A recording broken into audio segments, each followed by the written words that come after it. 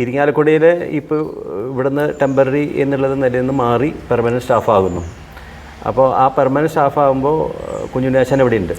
കുഞ്ഞുണ്ണിയാശാൻ്റെ ഒപ്പം ക്ലാസ്സുകളും ഒപ്പം കൂടേണ്ടി വരുമല്ലോ. അപ്പോൾ പുതിയ ഇപ്പോൾ കല്ലുമ അല്ലെങ്കിൽ ഇപ്പോൾ പ്രാക്ടീസ് ആയാലും തുടക്കക്കാർക്കായാലും ആശാൻ കൂടുന്നതായിരിക്കും. സീനിയറായിട്ടുള്ള ആൾക്കാരോടും ചിലപ്പോൾ ഒരു പക്ഷേ ആശാൻ ഇല്ലാത്ത സമയത്ത് ചെയ്യേണ്ടി വരും. അന്നത്തെ പാഠ്യക്രമങ്ങളുടെ ഒരു ഓർമ്മ, അല്ലെങ്കിൽ സാധാരണ ഇപ്പോൾ കേളി അല്ലെങ്കിൽ അലങ്കാരങ്ങൾ കൂട്ടുക, അല്ലെങ്കിൽ പുറപ്പാട്, മേടപ്പദത്തിൻ്റെ സാധാരണ ഒരു ക്രമമുണ്ട്. ഈ ക്രമങ്ങൾ കലാനിലയത്തിൽ വരുമ്പോൾ കലാമണ്ഡലത്തിൽ പഠിച്ചിട്ടുള്ളൊരു ശീലമുണ്ട്, കലാമണ്ഡലത്തിൽ പ്രാക്ടീസ് ചെയ്ത പാഠ്യക്രമം, ഇതിന് തമ്മിൽ വല്ല വ്യത്യാസവും സദനവുമായി ചെറിയൊരു പരിചയവും സൂചിപ്പിച്ചു. ഇത് മൂന്നുമായിട്ട് ബന്ധപ്പെടുത്തിയിട്ട് എന്തെങ്കിലും ഓർമ്മകൾ സാങ്കേതികമായി എന്തെങ്കിലും ഉണ്ടെങ്കിൽ സൂചിപ്പിക്കും. കലാമണ്ഡലത്തിൻ്റെയും കലാമലത്തിൻ്റെയും ഒരു തന്നെയാണ് ഈ കുട്ടിത്തര വേഷങ്ങൾ. പുറപ്പാട് മേളപ്പദം കഴിഞ്ഞ് മാന്യന്മാരുടെ കുപ്പ് പരിതാപിക്കരുത് വേണ്ടവന്മാരെ. അതിന് മുമ്പ് നമ്മൾ കലാശങ്ങൾ, വട്ടംവെച്ച കലാശങ്ങൾ, ഈ അങ്ങനെയുള്ള സംഭവങ്ങൾ, തോങ്കാരം, ഇരട്ടി, അങ്ങനെയുള്ള സംഭവങ്ങളൊക്കെ പഠിപ്പിക്കുന്ന രീതി ഇവിടെയുണ്ട്. പക്ഷേ ഈ ഏറ്റവും കൂടുതൽ എനിക്ക് ബുദ്ധിമുട്ടുണ്ടായിട്ടുള്ള ഈ മാന്യന്മാരുടെ കുപ്പും എന്നുള്ള സുധാകരണത്തിലെ ഈ രംഗമൊക്കെ അത് നമ്മുടെ സുബ്രഹ്മണ്യാശാൻ്റെ കളരിയിലാണ് പതിവ്. വളരെ പതിഞ്ഞിട്ടാണ് വിളമ്പെന്ന് പറഞ്ഞാൽ ഇതിൽ വിളമ്പം ഇല്ല. അപ്പോൾ അങ്ങനെ വരുമ്പോൾ നമുക്ക് ഭയങ്കര കൊട്ടാൻ ബുദ്ധിമുട്ടാണ്.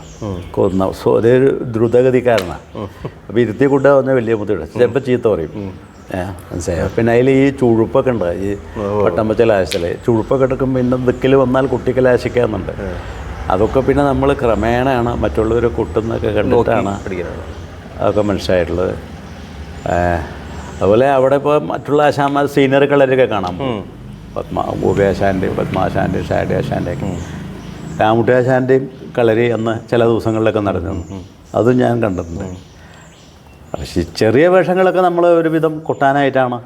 വലിയ വേഷങ്ങൾ ആദ്യവസാന വേഷങ്ങൾ ആദ്യം കൊട്ടുന്നത് ഭഗവതം, ഭീമൻ്റെ സാദരമഹിമകൾക്കുള്ള വിജയാശാൻ്റെ കളരിയിൽ. പിന്നെ ഒരു കാലത്ത് വിജയാശാൻ്റെ കളരിയിൽ സ്ഥിരമായിരുന്നു. എനിക്ക് അവിടെ നിന്നാണ് ഒരു കൊട്ടാനുള്ള കഥകളി കൊട്ടാനുള്ള പ്രചോദനം. ആശാൻ വളരെ ഒരു ശാന്തശീലനാണ്, ചീത്തൊന്നും പറയില്ല. മുറുക്കാനൊക്കെ വായിലിട്ട് എപ്പോഴും ഇങ്ങനെയൊക്കെ പിടിക്കൊരു താളം. അപ്പോൾ അവർക്ക് കാണിച്ചു കൊടുക്കുമ്പോൾ നമുക്ക് കൂട്ടുകാർക്ക് കാണിച്ചു തരും. അപ്പോൾ ആശാൻ്റെ കളരിൽ പോയാൽ നമുക്ക് പ്രശ്നമില്ല. ബാക്കിയുള്ളവരെ കളരിൽ പോയാൽ ഭയങ്കര പേടിയാണ്. ഷാഡി ആശാനൊക്കെ മേളപ്രധാനം വേണം. രണ്ട് കൊണ്ടുപോയാൽ വലിയ ഇഷ്ടമാണ്. അതിനെയൊക്കെ അപ്പോൾ അങ്ങനെയാണ്. അവിടെ നിന്നൊക്കെയാണ് ഈ എല്ലാം നമ്മൾ ആ ബേസിക്കായിട്ട് തന്നെ പഠിച്ചു വന്നിരിക്കണം. കലാലയത്തിൽ വന്നപ്പോഴും ഏതാണ്ട് അതുപോലെ തന്നെ കേട്ടോ. എല്ലാ ഈ കുട്ടികൾക്ക് ഇവിടെ തായമ്പക, പുറപ്പാട്, മേളപ്പദം, അങ്ങനെയുള്ള കേളി, ഇങ്ങനെയുള്ള കുട്ടിത്തിര, ആദ്യം വട്ടം ജലാശങ്ങൾ, ചെമ്പട, അതൊക്കെ ആയിട്ട് തുടങ്ങും. മുറിയടന്ത, ചെമ്പ, ഈ ത്രിപുട, വട്ടം ജലാശങ്ങൾ, അത് കഴിഞ്ഞ് ഇരട്ടികൾ, തിരനോക്ക്, കുട്ടിത്തരം തിരനോക്ക്, പതിഞ്ഞിരനോക്ക്, താടിത്തിരനോക്ക്. ഇവിടെ കുറച്ചുകൂടി അങ്ങനെ കൊട്ടിച്ചു. കലാമണ്ഡലത്തിലെ ആശാന്മാർക്ക് ചില ഇതുണ്ടായിരുന്നു. ഇന്നത് മുഴുവൻ കൊട്ടിക്കില്ല. ഇപ്പോൾ ചെമ്പ യുദ്ധവട്ട കൂട്ടിക്കുമ്പോൾ കലാമണ്ഡലത്തിലെ അടിസ്ഥാനമായിട്ടുള്ള മാത്രമേ കുട്ടിക്കുള്ളൂ. ഇവിടെ വന്നാൽ സാധ്യതയേറി ആട്ടത്തിന് കൂട്ടുന്നൊരു ചടങ്ങുണ്ട്.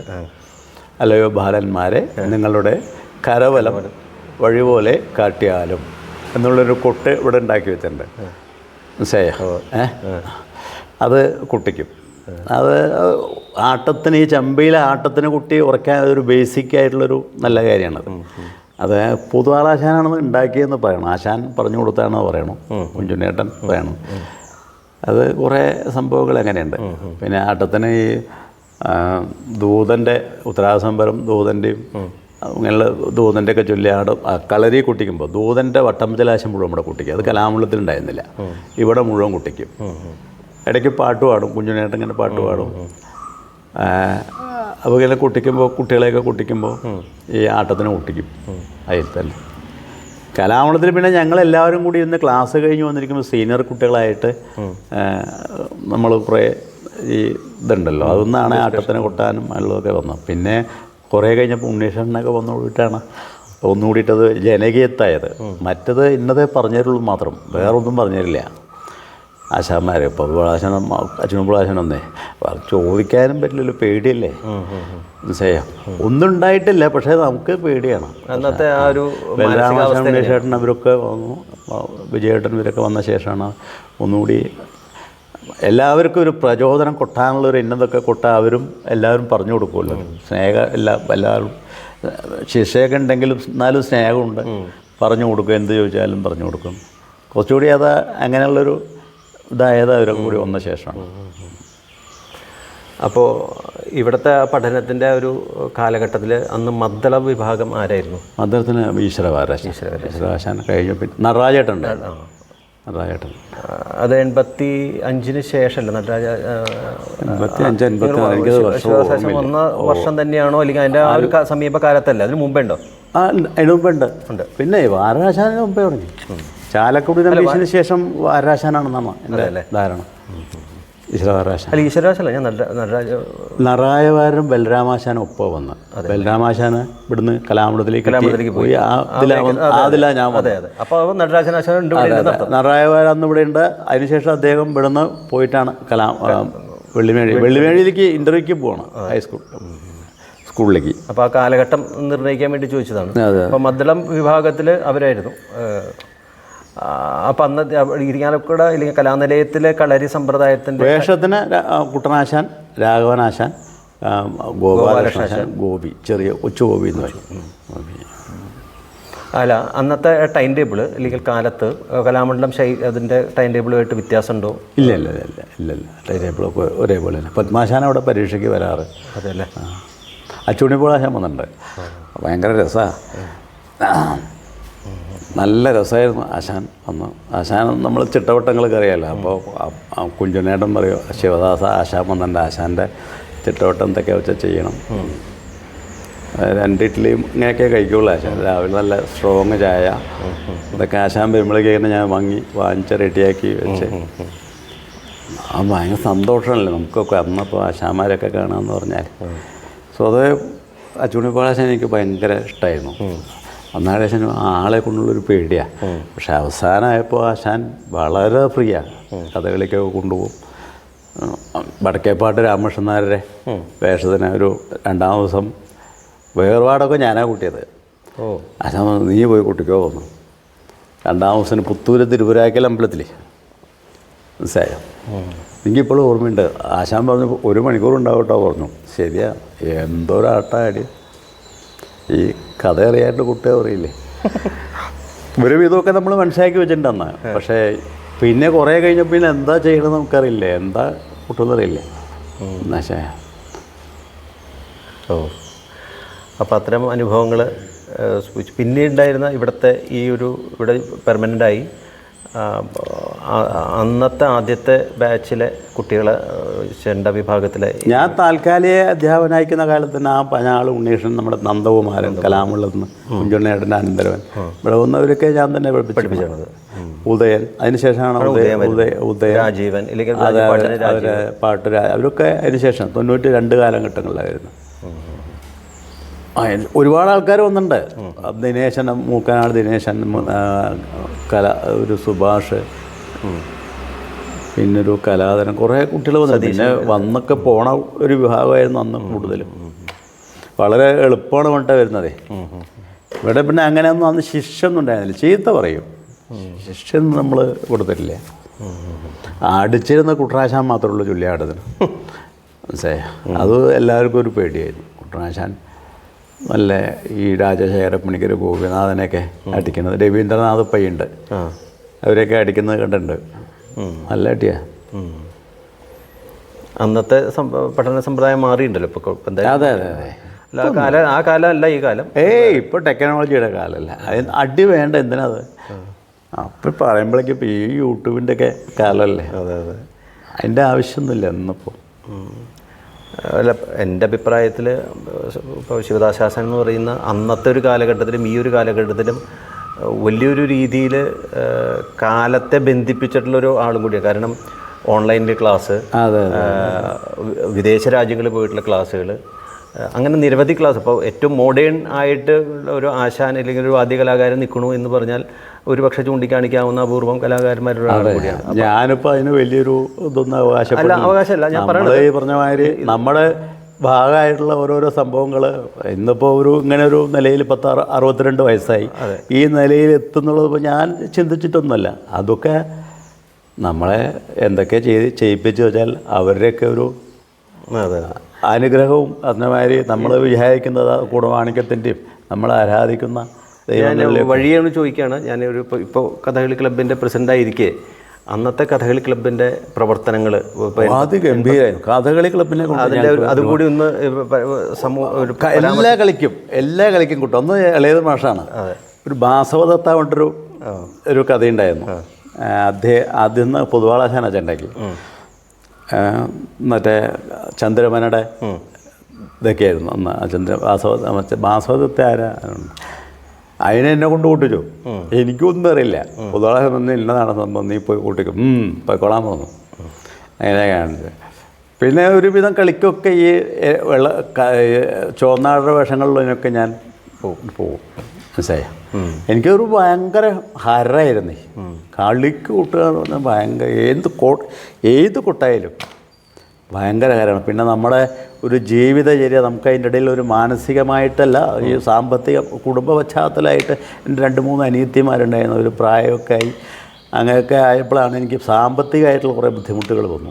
അപ്പോഴാണ് ഞാൻ കേശവേട്ടനോട് കളിക്ക് പോയാൽ നമുക്ക് അധികം ദ്രവ്യമൊന്നുമില്ല. പിന്നീട് പറഞ്ഞു, കേശവേട്ടൻ തനിക്ക് വേണ്ടി കാശൊക്കെ വാങ്ങിക്കേണ്ട, തനിക്ക് കാശ് തരില്ല. ഞാൻ പിന്നെ അതൊന്നും പറയാൻ വേണ്ടി പോയില്ല. അതൊന്നും അതിൽ ദ്രവ്യത്തിൻ്റെ കാര്യത്തിൽ എനിക്ക് പ്രശ്നം ഉണ്ടായിരുന്നില്ല. കേശവൻ്റെ കൂടെ പോയിട്ട് നമ്മൾ ആരൊക്കെ രാമനാരാശാൻ്റെ വേഷത്തിനടക്കം കേശവൻ്റെ കൂടെ കളിക്ക് പോയിട്ട് ധൈര്യമായിട്ട് കുട്ടിയാണ്. പത്മാശാൻ്റെ, ഗോപിയാശാൻ. അന്ന് ഗോപിയാശാൻ്റെ വേഷത്തിന് കൂട്ടാൻ ലേശം പേടിയാണ്. അത് അന്നും അവസാനം വരെ അതുണ്ടായിട്ടുണ്ട്. അവസാനം ഞാൻ കുട്ടിക്കണം തിരുവനന്തപുരത്ത് ഒരു കളിക്കാൻ ഞാനും കുഞ്ചുണ്ണേട്ടനാണ്.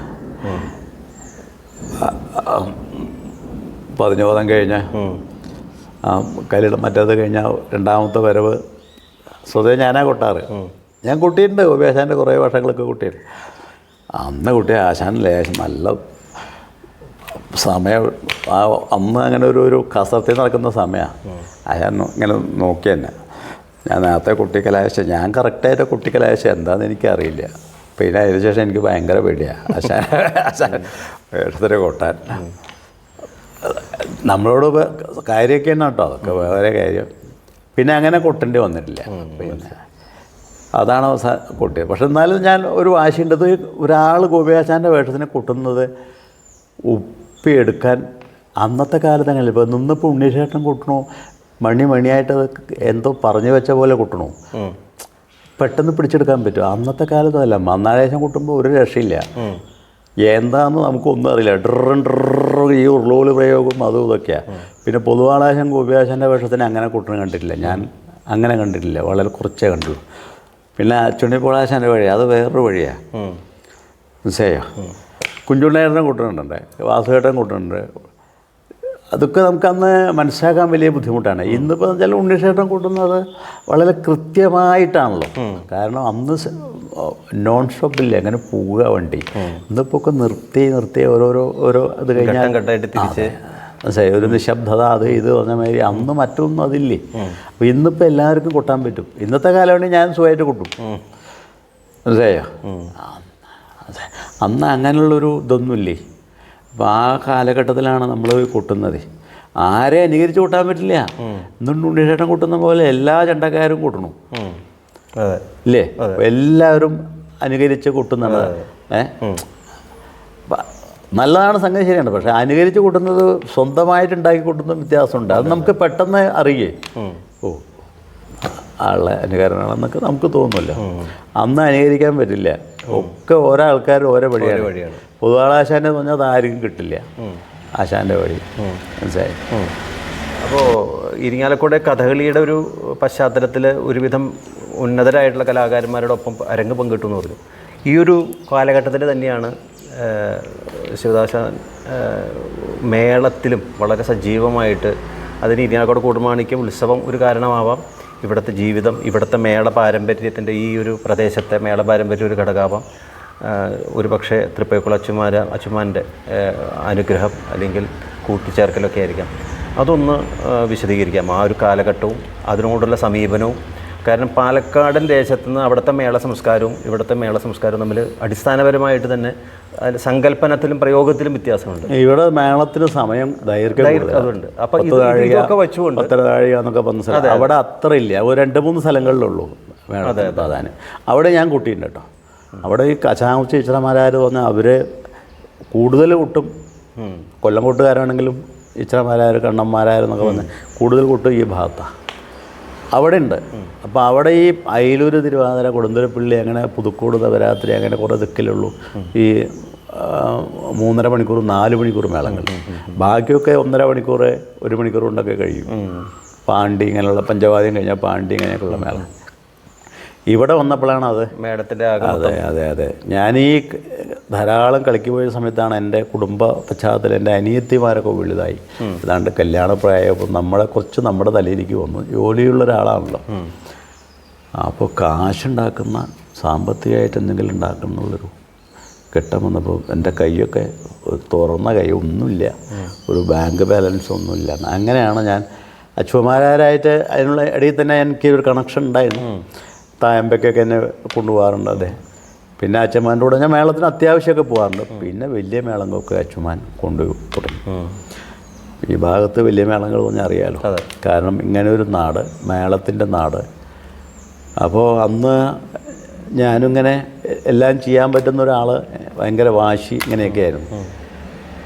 ആ സമയത്ത് എൻ്റെ സമകാലികരായിട്ടുള്ള ഒരുവിധം നല്ലൊരു കലാകാരന്മാർ ഇവിടെ ഉണ്ട്. വളരെ കോമ്പറ്റീഷനായി. ഈ സീനിയോറിറ്റി എന്നുള്ള പ്രശ്നങ്ങൾ വലിയ പ്രശ്നങ്ങളാണ്. അന്ന് ഇവരെയൊക്കെ സഹായം കൊണ്ട് പലവരും ആയിട്ട് നമുക്ക് സ്ഥാനങ്ങൾ തരലും അങ്ങനെയൊക്കെ ഉണ്ടായി. അങ്ങനെ കുട്ടി കയറി വന്നപ്പോൾ എനിക്ക് അത്യാവശ്യം വരുമാനമായി. അപ്പോൾ ഒരു 4 കളിക്ക് പോക്ക് 2 കളിക്ക് പോണത് 2 കളിയായി. ട്രൂപ്പിൻ്റെ കളിക്ക് എല്ലാവരും പോകും. മറ്റുള്ള പ്രൈവറ്റ് കളിക്ക് കേശവ മാഷ വിളിച്ചാൽ അങ്ങനെ പറയും, അങ്ങനെ പരിപാടി ഉണ്ട്, എന്താ ചെയ്യേണ്ടത്. അപ്പോൾ ഒന്ന് ശരി, ഞാൻ വേറെ ആളെ നോക്കുക പറയും. ക്രമേണ അതില്ലാണ്ടായി. അങ്ങനെ ഒരു മേളരംഗത്തേക്ക് കുറേ അങ്ങോട്ട് കിടക്കുകയാണ്. അപ്പോഴേക്കും ഇവിടെ ഒരുപാട് വലിയ പൂരങ്ങൾക്ക്, തൃശ്ശൂർ പൂരം പോലുള്ള പൂരങ്ങൾക്ക് പങ്കെടുക്കുന്ന ഒരു ഘട്ടമെത്തി. നേരിട്ടാണ് ദേവസ്വം ഏൽപ്പിക്കുന്നത്. അങ്ങനെ വന്നപ്പോൾ പിന്നെ ഒരു സാമ്പത്തികം കുറച്ച് കൂടാൻ തുടങ്ങി. അത് കഴിഞ്ഞപ്പോൾ സ്ഥിതി മാറി. ഒരു വരുമാനം, നല്ലൊരു വരുമാനം. ഇന്നിപ്പോൾ അതൊരു വലിയൊരു ഗുണമാണ്. അതുകൊണ്ട് കാരണം അവർ തന്ന വഴി, അവർ കാണിച്ചു തന്ന വഴി കൂടെ നമ്മൾ അച്ചുമാൻ്റെതായിട്ടുള്ള ഒരു കാലഘട്ടം, അച്ചുമാൻ, ഗോപാലമാരാര്, പെരുവണ്ണത്തെ കുട്ടേട്ടനായാലും ശരി, എല്ലാവരും നമ്മളന്ന് വലിയ എല്ലാവർക്കും ഓർക്കാൻ പറ്റും. വലിയ വലിയ മേളങ്ങൾക്ക് എനിക്കെന്താ വെച്ചാൽ ഇവരെ കൂടെയൊക്കെ ഞാൻ, അപ്പോൾ അനിയേട്ടനായാലും ശരി, ആരായാലും ശരി, ശങ്കരൻകുട്ടൻ, ആരുടെ കൂടെ നിന്ന് എനിക്ക് അവരുടെ ശൈലിയിലേക്ക് മേളം കൂട്ടാൻ പറ്റും. നല്ലൊരു ഇപ്പം ഭ്രാന്തരാശാൻ്റെ കൂടെ എല്ലാവർക്കും പാടാൻ പറ്റില്ല.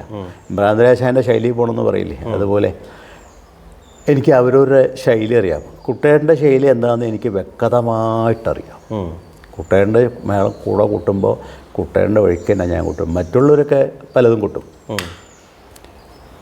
ഫ്രണ്ടിൽ ഇപ്പോൾ ആരെങ്കിലും അവർക്ക് വേണ്ടപ്പെട്ട ആൾക്കാർ വന്നാൽ കൈ കൊണ്ട് കാണിക്കലും അവരെ രസിക്കാൻ വേണ്ടി പലത് വെച്ച് ഞാനത് ചെയ്യില്ല. പ്രമാണിക്കാണല്ലോ അവിടെ സ്ഥാനം, നമുക്ക് സ്ഥാനമൊന്നുമില്ല. എന്താ കുട്ടേട്ടൻ എവിടെ എന്താ ചെയ്യണമെന്ന് എനിക്ക് വ്യക്തമായിട്ട് അറിയാം. അതിനെ വൃത്തിയായിട്ട് ഫോളോപ്പ് ചെയ്യും. അച്ചുമാരാരുടെ മേളം അതേപോലെയാണ്. ആസ്ഥാനത്ത് ഒരു എന്നുള്ളത് ഉണ്ടാകുന്നായ അപ്പം ആൾക്കറിയും. അത് നല്ല തകിലുകാരനാണേ. ഈ നാസരത്തിന് വാങ്ങിച്ചിട്ട് നല്ല ജ്ഞാനമാണ്. ഈ കോൾപ്പറ്റിനൊക്കെ കൊട്ടുന്നുണ്ടാൽ ഭയങ്കര ഇതാണ്. നമ്മൾ ആശാമാരെന്നെ സംബന്ധിച്ചിട്ടുണ്ട്. പൂതോളം മന്നാടുകാശനൊക്കെ വലിയ കാര്യമാണ്. അങ്ങനെ എല്ലാവരും വഴിയും അച്ചുമാരാരുടെ വഴി എന്താണെന്ന് വെച്ചാൽ അത് എനിക്ക് കൃത്യമായിട്ടറിയാം. ഗോപാലമാരാരുടെ വഴി അറിയാം, കിഴക്കൂട്ട് അനിയേട്ടൻ്റെ അറിയാം, കാച്ചാമുച്ചി ഇച്ചിരമാരെ അറിയാം, കണ്ണേട്ടൻ, ഇവരൊക്കെ അടുത്തുനിന്ന് കൊട്ടാനുള്ള യോഗങ്ങളുണ്ടായിട്ടുണ്ട്. അപ്പോൾ എല്ലാവരും വഴികൾ എനിക്ക് മനസ്സിലാക്കി വെച്ചു. അതെന്നെ സംബന്ധിച്ച് വലിയൊരു ഗുണമായി. ഒരുപാട് കൂട്ടുമേളക്കാരായിട്ട് ഒരു കാലത്തിന് തുടങ്ങി. ഇപ്പോൾ പിന്നെ എല്ലാവരും അതൊരു സ്ഥിരമായി. അത് വെച്ചാൽ അത് എൻ്റെ ഒരു ശൈലി പിന്തുടർന്നുകൊണ്ടാണ്. ഞാൻ എൻ്റേതായിട്ടുള്ള ശൈലി ഞാൻ കൂട്ടുമ്പോൾ മാത്രം. ഞാൻ ചുമാൻ്റെ ഒരു വഴി എന്താ വെച്ചാൽ ആ വഴിയിലാണ് ഞാൻ കൂട്ടാറ്. ആരൊക്കെയോ അത് അങ്ങോരോ വഴിയാ പറയണു. ഞാനൊന്നും പറയാൻ വേണ്ടി പോകാറില്ല. അത് ശരിയാവാം. മനസ്സിലായി. അതുകൊണ്ടൊരു നമുക്ക് ദോഷങ്ങളുണ്ടായിട്ടില്ല. അനവധി ഞാൻ വിചാരിക്കാത്ത സ്ഥലങ്ങളിൽ പ്രവേശം ഈ മേളത്തിൻ്റെ നാട്ടിൽ ഒരുപാട് എതിർപ്പുകൾ ഒരുപാടുണ്ടായിട്ടുണ്ട്. പക്ഷേ അതൊക്കെ അതൊക്കെ പിന്നീട് ഗുണമായിട്ടോ അല്ല, അതൊക്കെ ഇത് ചെയ്യാനുള്ളൊരു ഒരു ശക്തി നമുക്ക് ഊർജം കിട്ടിയ എന്നെ പഠിപ്പിച്ചുള്ള ഗുരുനാഥന്മാരുടെ ഭാഗത്തുനിന്നുണ്ടായിട്ടുണ്ട്. മനസ്സിലായോ? അതുകൊണ്ട് ഞാനില്ലാന്ന് പറയില്ല. അവരും അതിന് പ്രചോദനം തരുന്നുണ്ടായിട്ടുണ്ട് പറയാം. മനസ്സിലായോ? നന്നായിട്ട് നമ്മൾ നാട്ടിൽ ഇവിടെ ആയാലും ശരി, പലവരും കൊട്ടുകാരുടെ രംഗത്തിൽ പഞ്ചവാദ്യക്കാരുടെ ഇടയിൽ, മന്ദളക്കാരുടെ ഇടയിൽ, ഇവിടെയുള്ള പലവരിലും ഇപ്പോൾ ശിവരാമനാരായണമാരിലെ കുഴലുകാരൻ അവർക്ക് ഒരുപാട് പ്രചോദനം തന്നിട്ടുണ്ട്. നന്നായി അസലായി നന്നായി ഇന്ന ഭാഗങ്ങളൊക്കെ വെടുപ്പായി. മനസ്സിലായോ? ഈ സാധാരണ ഇവിടെ ഒരു മേളത്തിനൊന്നും നമുക്ക് പതികാലത്തിന് ഇവരൊപ്പം കൂട്ടാൻ പറ്റില്ല. അത്ര ഞാനിപ്പോൾ മേളം രമേശനോട് പറയേണ്ട ആവശ്യമില്ലല്ലോ. ഒരു മാത്രം ഇങ്ങോട്ട് തുടങ്ങി രണ്ടാമത്തെ മാത്രം ഇങ്ങോട്ട് ആകുമ്പോഴേക്ക് പോയി മൂത്രം വെച്ചിട്ട് വരാം. അത്ര ഗ്യാപ്പാണ്. മനസ്സിലായോ? ഇപ്പോഴും നടക്കുന്നുണ്ടല്ലോ അതുപോലെ. നമ്മൾ ചിലപ്പോൾ ഈ അക്ഷരം ആദ്യത്തെ ബീറ്റ് കഴിഞ്ഞ് രണ്ടാമത്തെ ബീറ്റ് ചിലപ്പോൾ അവരൊപ്പം ആവില്ല. മനസ്സിലായോ? ദൈർഘ്യം കൃത്യമായിട്ട് എന്താ വെച്ചാൽ അത് ഉറക്കണമെങ്കിൽ നമ്മൾ അത്ര അത് ആത്മസമർപ്പണം ചെയ്താലേ ഉറക്കുള്ളൂ. മനസ്സിലായി? നമുക്കത് ചെയ്യാൻ പറ്റണ്ടേ? അപ്പോൾ കൂടെ കൂട്ടുന്നവർക്ക് സന്തോഷമാണ്. അപ്പോൾ ഒരുപാട് ആൾക്കാർ ആവശ്യം വരുന്നു. നമ്മൾ കൂട്ടുമ്പോൾ തന്നെയാണ്. മനസ്സിലായോ? പിന്നെ കൈയൊക്കെ നന്നായിട്ട് കഴിപ്പിച്ച് കൂട്ടുക. ഇന്ന സ്ഥലങ്ങളിൽ കൈ കഴിപ്പിക്കുക. ആവശ്യമില്ലാത്ത സ്ഥലത്തൊന്നും കൈ കഴിപ്പിക്കില്ല. വേണ്ട സ്ഥലങ്ങളുണ്ട് കൈ. അതൊക്കെ നമ്മൾ അവരിൽ നിന്ന് മനസ്സിലാക്കിയതാണ്. അതൊരു ശീലശുദ്ധിയുടെ ഭാഗമായിട്ടോ അല്ലെങ്കിൽ അവരെ ഒരുമിച്ചുള്ള പ്രയോഗത്തിൽ നിന്ന് കിട്ടുന്നതാണ്. പിന്നെ ഞാൻ ഈ കളിക്കൂട്ടുകാരനായതുകൊണ്ട് എനിക്ക് ഈ ചെണ്ടയുടെ ഈ ശബ്ദ നിയന്ത്രണമായിട്ട് കളിക്കൂട്ടുകാർക്ക് സ്വതവേ ഉള്ളൊരു ആണല്ലോ. അത് എവിടെ എന്താ ചെയ്യേണ്ടതെന്നുള്ളതൊക്കെ നമുക്ക് കൃത്യമായിട്ട് അറിയാം. ഈ പഞ്ചായത്തിലൊക്കെ ഈ നേരുകൂലഘട്ടം കഴിഞ്ഞ തക്കെട്ട ഘട്ടത്തിൽ കിടക്കുമ്പോൾ അറിയില്ല കിടക്കണതേ. എന്നാൽ അടിച്ച് പൊളിച്ച് കൊട്ടാനും പാടില്ല. അതിനൊരു സുഖമുണ്ട്. ആ സുഖം നഷ്ടപ്പെടാൻ പാടില്ല. അപ്പുറത്ത് മറ്റവർ വെറുതെ നിൽക്കല്ല, കുറുങ്കുള്ളുകാരെ. അവർ ശങ്കരാഭരണം മറ്റുമൊക്കെ കീർത്തനങ്ങളും വർണ്ണം ഇതൊക്കെ ഈ ശ്രുതിയും ഇതൊക്കെ ചെയ്യുന്ന രാഗവിസ്താരമൊക്കെ ചെയ്യില്ല ആദ്യമൊക്കെ മേളം തുടങ്ങുമ്പോഴൊക്കെ. അപ്പോൾ അവരെ ഉപദ്രവിക്കാനും പാടില്ല എന്നാണ് അത്രേ പറയാറ്. അതുപോലെ കൈ അനാവശ്യ സ്ഥലത്ത് അമർത്തി കൊട്ടരുത്. മനസ്സിലായോ? അവനവൻ്റെ കഴിമ്പ് കഴിക്കലല്ല വേളം. പാണ്ടിയിൽ അതുപോലെ തന്നെ അത്ര പതിഞ്ഞിട്ട് ഈ കൊലമ്പലൊക്കെ കഴിഞ്ഞാൽ ഭൂമിക്കടിയിലാണ് കാലിടുന്നത്. എങ്ങനെ പോയാലും അത് ഒപ്പം ആവണമെങ്കിൽ നല്ലോണം കുട്ടി പരിചയമുണ്ടാവും. അപ്പോൾ ഒരു പല്ലശനയിൽ നിന്ന് വന്നിട്ടുള്ള ഒരാൾക്ക് ഇവിടുത്തെ ഒരു മേട സംസ്കാരമായിട്ട് ഉൾക്കൊള്ളാൻ പറ്റിയെന്ന് ഇവിടെ തന്നെ ഒരു അത്ഭുതമാണ്. ഞാൻ അന്ന് പിന്നെ ഈശ്വരന്മാരോടൊക്കെ കൊട്ടിയിട്ടുള്ള ഒരു കുറച്ച് ടച്ചുണ്ട് എനിക്ക്. പിന്നെ നമ്മൾ ഈ പറഞ്ഞ മാതിരി ചിന്തിച്ചിട്ട് പോകൂളേ അന്ന് കൊട്ടാൻ പോകുമ്പോഴൊക്കെ അതിൻ്റെ ഭാഗം കാരണം മേളത്തിന് പോകുമ്പോൾ അധികം ആലോചിക്കാനൊന്നുമില്ല എന്നുള്ളതാണല്ലോ പറയുക. ഇതിപ്പോൾ വേറെ രീതിയിൽ ഒരു വ്യാഖ്യാനമാണ് കൊട്ടുന്ന ആൾക്കേ അറിയുള്ളൂ അതിൻ്റെ. മനസ്സിലായോ? ഞാൻ ശങ്കരേട്ടൻ തിരുവമ്പാടിയിൽ ശങ്കരേട്ടനും അറിയാം, നമുക്ക് ഒക്കെ പറയണല്ലോ. അച്ചുമാൻ കൊട്ടുമ്പോൾ ശങ്കരേട്ടൻ ചിലപ്പോൾ കൊട്ടുന്നത് ശരിയല്ലെങ്കിൽ അച്ചുമാൻ ഇങ്ങനെ ചെണ്ടയിലേക്കേ നോക്കുള്ളൂ. അത് പല്ലശന മുന്നൂട്ടന്മാരായ രണ്ടാളും രണ്ട് കൂട്ടാം അച്ചുമാൻ്റെ കാലത്ത്. അച്ചുമാന് ഈ ശബ്ദ നിയന്ത്രണം ഭയങ്കരമാണ് അച്ചുമാൻ്റെ. ഭയങ്കര അതാ തകില് കുട്ടുന്നതിൻ്റെ ആ നെല്ലിക്ക നാരായണപ്പണിക്കർ എന്നൊക്കെ പറഞ്ഞാൽ ആ ഗന്ധർവന്മാരുടെ കൂടെ തകില് കൂട്ടിയിട്ടുള്ള ഇതാണ്. കുട്ടമ്പണിക്കരുടെ കൂടെ ഇതിന് കോഴപ്പറ്റിനൊക്കെ കൂട്ടിയിട്ട് പരിചയങ്ങളെ അച്ചുമാനറിയാം. അച്ചുമാന് ശബ്ദം ശരി, അത് അച്ചുമാൻ വിചാരിക്കുന്ന രീതിയിലായില്ലെങ്കിൽ ചെണ്ടയിലേക്കേ നോക്കുള്ളൂ, മുഖത്തേക്കൊന്നും നോക്കില്ല. അത് അടുത്ത് നിൽക്കുന്ന ആൾക്കറിയാം. മനസ്സിലായോ? ഞാൻ എൻ്റെ കണ്ണുകൊണ്ട് കണ്ടുള്ളതാണ്. മനസ്സിലായോ? പൊന്നാരനെ ഇടയ്ക്കിടയ്ക്ക് നോക്കും. ശങ്കരേട്ടൻ പിന്നെ ചോദിച്ചു പോകും. ചില ദിക്കിലിങ്ങനെ ചിലപ്പോൾ ഈ കലാശം കൊട്ടുമ്പോഴോ ചിലപ്പോൾ എന്തെങ്കിലും വല്ല ഫാസ്റ്റായി തള്ളിക്കുട്ട് എന്തെങ്കിലുമൊക്കെ ചെയ്തു കഴിഞ്ഞാൽ പാകത്തിനെ കനം കൂട്ടാൻ പാടുള്ളൂ. കലാശത്തിനെ അട്ടിച്ച് പൊളിച്ചൊന്നും കൂട്ടാൻ പാടില്ല. ഈ പാണ്ടിയിലെ ആ കലാശ സമയത്തൊക്കെ ഈ തക്കെട്ടുണ്ട്. ആ തക്കെട്ടൊക്കെ ഒരു വളരെ വളരെ കനം കുറച്ച കൊട്ടാൻ പാടുള്ളത്. ഇന്ന ദിക്കെത്തുമ്പോൾ അത് ഒന്ന് ലേശം മുത്തി കൊട്ടാൻ, വല്ലാതെ മുത്തി കൊട്ടാൻ പാടില്ല. അതൊക്കെ കേട്ട അപ്പം ചീത്ത പറയും. ചീത്ത പറയില്ല, നോക്കും, എന്തുട്ടോ തേങ്ങയുടെ ചെടി വയ്ക്കും, അങ്ങനെയൊക്കെ പറയുള്ളൂ. അപ്പോൾ അതൊക്കെ നമുക്ക് ഓരോ ആൾക്കാരിൽ മനസ്സിലായിട്ടുണ്ട്. അതുപോലെ കേളിയായാലും ശരി, കുഴപ്പറ്റായാലും ശരി, അത് വൃത്തിയായിട്ടൊക്കെ ചെയ്യും. അയാളുണ്ട് കേട്ടോ, കേളി അയാളെ കൊണ്ട് കുട്ടിച്ചാൽ മതി പറയും. അഡ്വാൻസായിട്ട് പറയും. പല കുട്ടല്ലൂരൊക്കെ 2 മണിക്കൂർ 2.5 മണിക്കൂർ കേളി മേളത്തിന് മുമ്പ് 2 മണിക്കൂർ കുഴപ്പറ്റ്, ഇത് കൊമ്പ് പറ്റുക. അത് കഴിഞ്ഞിട്ടാണ് ഈ 4 മണിക്കൂർ മേളം, 2.25 മണിക്കൂർ പത്തികാലം. കാലം 3 മണിക്കാണേ ഉറക്കം വരുന്ന സമയമാണ്. ഇങ്ങടെ പുറത്തേക്ക് ഇറങ്ങിക്കഴിഞ്ഞാൽ പിന്നെ വെളിച്ചെണ്ണ പന്തത്തിലാണ് കൊട്ട്. കാലം വിട്ട് ഒരു കലാശം കഴിഞ്ഞാൽ നേരെ പുറത്തേക്ക് വന്നു കഴിഞ്ഞാൽ പിന്നെ ലൈറ്റൊക്കെ ഓഫ് ചെയ്തവിടെ കംപ്ലീറ്റ് വെളിച്ചെണ്ണ പന്തത്തിലാണ് മേളക്കാരൻ നിൽക്കുന്നത്. വേറെ ആളുടെ കയ്യിലേക്ക് നോക്കി കൊട്ടാൽ കൈ കാണണ്ടേ. അപ്പോൾ അത്രയും നമുക്ക് ആ മാത്രകളെ കുറിച്ചിട്ടുള്ള ഒരു നിരീക്ഷണം നമുക്ക് ഉണ്ടാവണം. അതൊക്കെ നമുക്ക് ചിന്തിക്കാൻ പോലും പറ്റില്ല. അങ്ങനെ അനവധി മേളങ്ങൾ കിട്ടിയിട്ടുണ്ട്. അതിൻ്റെയൊക്കെ ഗുണങ്ങൾ പരിണത ഫലമാണ് നമ്മുടെ ഗുരുനാഥന്മാരെ നമ്മളൊന്ന് തുടങ്ങാനുള്ള ആ ഒരു കാലഘട്ടങ്ങളും അവരുടെയൊക്കെ ആ ഒരു സമയത്തിൻ്റെയൊക്കെ അനുഭവം കൊണ്ട് തെക്കോട്ടും അതേപോലെ ദേശങ്ങളിൽ പലർക്കും പല സ്ഥലത്തേക്കും പോയി കൂട്ടിയിട്ടുണ്ടല്ലോ. അതിപ്പോൾ ഏതൊക്കെ ദേശങ്ങളിൽ? ഇപ്പോൾ ഈ മധ്യ കേരളത്തിലെ ഒരുവിധമല്ല. ഞാൻ വടക്കേ മലബാറിലേക്ക് അങ്ങനെ പോയിട്ടില്ല. പിഷാരിക്കൽ കാവിലേക്ക് എന്നോട് പറഞ്ഞിരുന്നു കുറച്ചുപോലെ മുമ്പ് തായമ്പയും കൊട്ടണം മേളവും കൊട്ടണം എന്ന് പറഞ്ഞു. തായമ്പയും മേളവും കൂടി കൊട്ടാൻ പറ്റില്ല. നമ്മൾ മേളം കൂട്ടുക വന്നപ്പോൾ അതിൻ്റെ ഒരു പിടിച്ചു കൂട്ടുന്നൊരു സമ്പ്രദായമുണ്ട്. അത് നമുക്ക് വലിയ ശരീരത്തിന് നമുക്ക് ഒരുപാട് ക്ഷീണം കിട്ടും തരുന്നതാണ്. മേളം ഒരു 2 മണിക്കൂർ പാണ്ടി കൂട്ടുക എന്ന് പറഞ്ഞാൽ നമ്മൾ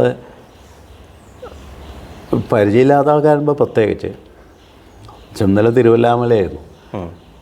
അധികാലം പരിചയമില്ലാത്ത ആൾക്കാരാണ് മുഴുവൻ കൂടെ കൂട്ടാൻ നിൽക്കുന്നത്. ചീത്ത പറയാനൊന്നും പറ്റില്ലല്ലോ.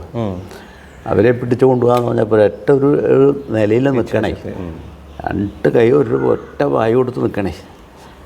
അപ്പം അങ്ങനെ ഒരുപാട് ബുദ്ധിമുട്ടുകൾ ഉണ്ട്. അത് തെക്കങ്ക് ഇപ്പോൾ തെക്കോട്ട് ഒരുപാട് സ്ഥലത്തുണ്ട്. നല്ല സാമ്പത്തികം കിട്ടാറുണ്ടാവും, കൈ നിറയെ പണം കിട്ടാറുണ്ട്. പക്ഷേ ബുദ്ധിമുട്ടുണ്ട്. അതേപോലെ ബുദ്ധിമുട്ടുണ്ട്. നിറയെ പണം കളിക്കുമ്പോൾ നമുക്ക് പോയാൽ ഇതിൻ്റെ പകുതി നമുക്ക് കിട്ടില്ല. എത്ര കാശ് പറയുമെന്നാണ് പറയാം. അത്ര കാശ് കലാകാരൻ്റെ ഭൗതിക ജീവിതത്തിൽ ഇങ്ങനെയൊക്കെ കേൾക്കുക എന്ന് പറയുന്നത് തന്നെ അല്ല, അതൊക്കെ ഒരു മഹാഭാഗ്യം തന്നെ. എൻ്റെ ഗുരുനാഥന്മാരെ അവരെ എന്നും സ്മരിക്കും. അതുപോലെ അച്ചുമാരാര്യമാർ, തൃപ്പേക്കോത്രമാർ. എനിക്ക് ജനിക്കാതെ പോയ ഒരു മകനാണെന്ന് എന്നോട് പറഞ്ഞത്. അതുപോലെ മനസ്സിലായോ, ഏത് കാര്യം ഉണ്ടെങ്കിൽ അപ്പം അറിയിക്കും അദ്ദേഹത്തെ. അതുപോലെ നമ്മൾ അദ്ദേഹത്തിനൊക്കെ ആദരിക്കുന്ന കാര്യത്തിലും നമ്മൾ കാവനാട് രവി, ഞാനൊക്കെ ആദ്യവസാന ഒരുപാട് കലാകാരന്മാരെ നമുക്ക് സഹായിക്കാൻ പറ്റിയിട്ടുണ്ട്. ആ വിഷയത്തിൽ സെൻട്രൽ ഗവൺമെൻറ് പെൻഷൻ അടക്കം വാങ്ങിച്ചു കൊടുക്കുക, കേരള ഗവൺമെൻറ് പെൻഷൻ, ക്ഷേമനിധി എത്തിയിട്ട്, അതുപോലെ സ്വീകരണങ്ങൾ കൊടുത്തിട്ട്, അതൊക്കെ നമുക്ക് ഒരു കുറച്ച് കാലം കൊണ്ട് നമുക്ക് നമ്മുടെ കൂടെ കുറേ ആൾക്കാരുള്ളതുകൊണ്ട് ഒരുപാട് കലാകാരന്മാരെ ചാരിറ്റി പ്രവർത്തനം ചെയ്യാനുള്ള ആ ഒരു വിഷയത്തിലേക്ക് പ്രത്യേകിച്ച് കടക്കേണ്ടതായിട്ടുണ്ട്. എന്നാലും ഇപ്പോൾ ഈ മേളത്തിൻ്റെ ഒരു പ്രചരണം, ഇതിൻ്റെ ഒരു പ്രമാണക്കാരനായിട്ടും ഇല്ലെങ്കിൽ ഈ പ്രമാണത്തിലെ കേമന്മാരായിട്ടുള്ള ആൾക്കാരുടെ ഒപ്പം വലത്തും ഇടത്തുമൊക്കെ നിന്നിട്ടും തെക്കോട്ടൊക്കെ യാത്രകൾ, കേരളം വിട്ടുള്ള യാത്രകൾക്കൊന്നും മേളത്തിന് പ്രാധാന്യമില്ല. പക്ഷെ അത് കോൺട്രാക്ട് എടുക്കുക അല്ലെങ്കിൽ അത് കോൺട്രാക്ട് അങ്ങനെയില്ല. ഞാനങ്ങനെ ഈ കോൺട്രാക്ട് അങ്ങനെ എടുക്കാറില്ല. നമുക്ക് പിന്നെ കുറച്ചൊക്കെ എൻ്റെ കൂടെ അനവധി ആൾക്കാരുണ്ട്, 10-100 ആൾക്കാരുണ്ട്. അവർക്കൊക്കെ എന്തെങ്കിലും കിട്ടേണ്ടത് കൊണ്ട് കോൺട്രാക്ട് എടുത്തിട്ടൊന്നും കാര്യമില്ല. എനിക്കത് സ്വതവേ പണ്ട് മുതൽക്ക് കോൺട്രാക്ടർ കൊണ്ടുവന്നാൽ അത് എനിക്ക് ദേഷ്യമാണ്.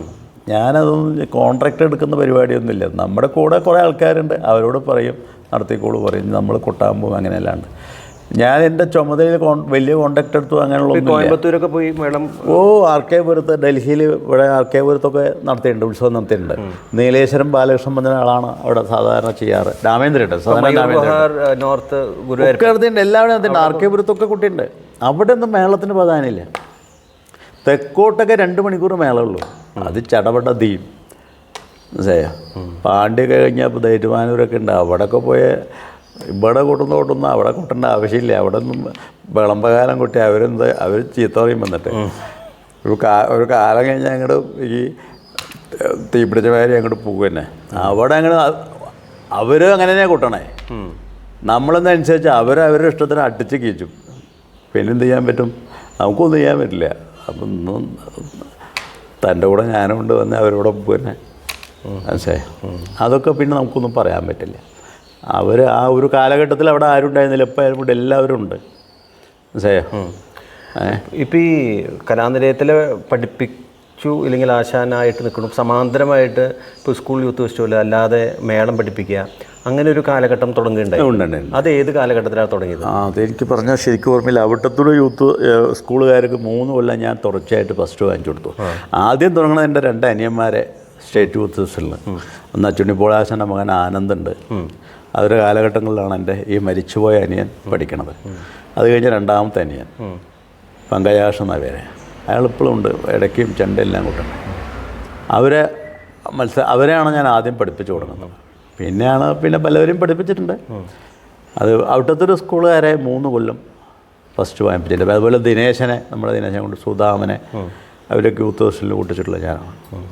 അത് ആ ഒരു കാലഘട്ടത്തിൽ അന്ന് ഒരു താല്പര്യം ഉണ്ടായിരുന്നു. അങ്ങനെ കൊണ്ട് നടന്നു. പിന്നെ അതാണോ ഇപ്പോൾ ഈ ഓരോ ക്ഷേത്രം, ഇപ്പോൾ പ്രത്യേകിച്ച് അവിട്ടത്തൂരൊരു മേളത്തിൻ്റെ ഒരു യങ്സ്റ്റേഴ്സിനെ വെച്ചിട്ട് ഒരു അവിട്ടത്തൂര് ഞാനായിട്ട് പഠിപ്പിക്കലൊക്കെ 92 കാലങ്ങളിൽ കുറേ പാറമേക്കാവ് കുറേ കാലം ഉണ്ടായിരുന്നു. പാറമേക്കാവ് 26 കൊല്ലമായി. 26 കൊല്ലമായി. അവിട്ടത്തൂരൊരു കഷ്ടിച്ചൊരു 35-38 കൊല്ലം വേണമെങ്കിൽ പറയാം. കുറേ ആൾക്കാർ, ഞാൻ പഠിപ്പിച്ച ആൾക്കാർ തന്നെ അവിടെ ധാരാളമുണ്ട്. അവർ പഠിപ്പിച്ചു. അത് കഴിഞ്ഞ് അവരുടെ ശിഷ്യന്മാരെ ഈ ശിഷ്യരെ അങ്ങനെയൊക്കെ പറയില്ലേ, അതിങ്ങനെ തലമുറകളായിട്ട്. ഇപ്പോൾ ഈ പഠനവുമായിട്ട് ബന്ധപ്പെടുത്തിയിട്ടാണ് ഇപ്പോൾ കഥകളിയുടെ പഠനവും ഇല്ലെങ്കിൽ സ്ഥാപനത്തിലുള്ള പഠനവും ഇങ്ങനെ വളരെ സ്വതന്ത്രമായിട്ടുള്ളൊരു പഠനമുണ്ടല്ലോ. ഈ പഠന രീതിയിലും അതിൻ്റെ സാധക വഴിയിലും ഉണ്ടാകുന്ന വ്യത്യാസം. ഇപ്പോൾ ഇവിടെ കൗതുകമായിട്ട് പഠിക്കുന്നു, ഇവിടെ അങ്ങനെ ഒരു മെയിൻ സ്ട്രീമായിട്ടുള്ളൊരു ചെണ്ടക്കാരനാവാനല്ല, ഒരു കമ്പത്തിൻ്റെ പുറത്ത് പഠിക്കണം. പക്ഷേ ഇപ്പുറത്ത് പഠിക്കുമ്പോൾ അതിൻ്റെ നിഷ്ഠയോടുകൂടി പഠിക്കണം. സ്ഥാനങ്ങൾ, ശുദ്ധീകരണം, അതിൻ്റെ എണ്ണങ്ങൾ, കാര്യങ്ങൾ, അതിൻ്റെ ക്രമങ്ങൾ, ആ ഘടന, ഈ 2 പഠനവും കാലത്തിൻ്റെ ആവശ്യമായിരിക്കാം. ഇല്ലെങ്കിൽ മറ്റുള്ള ഇതിൻ്റെ മേളത്തിന് നമുക്ക് അങ്ങനെ മുഴുവൻ പഠിപ്പിക്കാൻ പറ്റില്ല. സ്ഥാനങ്ങളൊക്കെ പിന്നെ താഴമ്പോൾ പഠിക്കുന്ന ആൾക്കാരൊക്കെ പറഞ്ഞു കൊടുക്കാൻ. ഞാനൊന്നാമത് ഒരു കുട്ടിയുടെ അടുത്ത് ഞാൻ 1 രൂപ ഞാൻ വാങ്ങിച്ചിട്ടില്ല. ആരൊക്കെ പറയണു 10,000-6,000 പേരുണ്ടെന്നൊക്കെ പറഞ്ഞു. എനിക്കറിയില്ല. ഒരു കുട്ടിയുടെ അടുത്തുനിന്ന് ഞാൻ ഈ കാലം വരെ 1 രൂപ ഞാൻ പ്രതിഫലം വാങ്ങിച്ചിട്ടില്ല. അതൊരു വലിയൊരു വാർത്ത തന്നെയാണത്. ഞാൻ നുണയൊന്നും പറയില്ല, ഞാൻ ഉള്ളത് സത്യമായിട്ട് പറയണം. കുടമാണിക്ക ക്ഷേത്രത്തിൽ ഉത്സവത്തിന് കൂട്ടിയിട്ടോ കഥകളിക്ക് കൂട്ടിയിട്ട് ഞാൻ കലാലയത്തിൽ നിന്ന് ഒപ്പിട്ട് ഇതിൽ ഒപ്പിട്ട് പൈസ വാങ്ങിക്കുന്നുണ്ട്. ആ പൈസ ഞാൻ അന്ന് നാണയപ്പുറം ചെയ്യും. ഇന്നും കഴിഞ്ഞ കൊല്ലം വരെ ഇത്ര കാലമായിട്ട് 10 ദിവസം കൂട്ടിയിട്ടുണ്ടോ ഈ 1 രൂപ ഞാൻ കുടമാണിക്കിൽ നിന്ന് കൈപ്പറ്റിയിട്ടില്ല. ഞാൻ സത്യമായിട്ട് പറയണം, ഒരു കുട്ടികളിൽ നിന്നും പീസ് ഒന്നും വരെ വാങ്ങിച്ചിട്ടില്ല. എൻ്റെ ചോദിക്കുക എത്ര പീസ് ചോദിക്കും, ഞാൻ പറയും